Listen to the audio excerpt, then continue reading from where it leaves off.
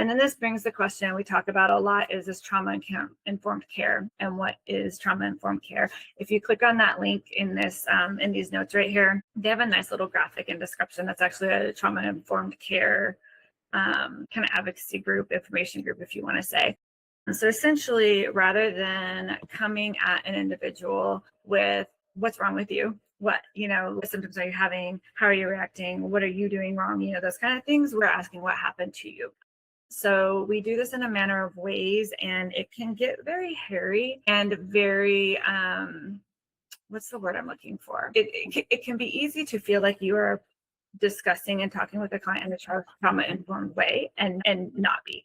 So a lot of that is acknowledging your biases, trying to figure out and work through those biases. So like with dietitians, a lot of times that could be weight stigma, but that could even be more nefarious as far as like, do you have any like anti-LGBTQ feelings? Do you have any kind of racism or kind of knee-jerk reaction to any group of people, not just one race or whatever? And so learning if you have those biases, learning that you have them, and then taking steps to correct them, right? That's where like DEI training and things like that can come into place.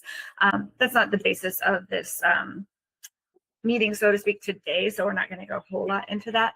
But essentially, you're working towards building an environment that you and your client feel safe, right? And so a lot of times trauma-informed care is not effective because the administration, the systems in place do not support that. So do know that there are limits to how much you can really be fostering safety when you're not feeling safe or supported with your facility that you're working with as well. So it does look like you're building and maintaining trust with your client or your patient.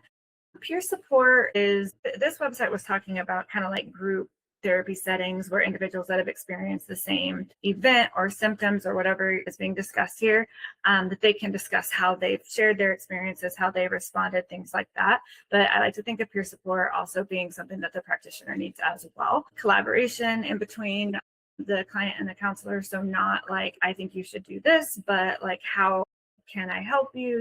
They are in charge, right? Not the clinician. And then empowerment. If the client does not have a solid belief in being able to heal or have hope that they can improve, we need to hold that for them, that they can heal, but there is some resilience and things like that. And so just kind of a lot of different things to think about. There's a lot that goes into trauma-informed care. I would argue that maybe perfect trauma-informed care doesn't exist because perfect people practicing it don't exist. So just it's a work in progress, and a lot of trauma-informed care is acknowledging when you make a misstep with your individuals.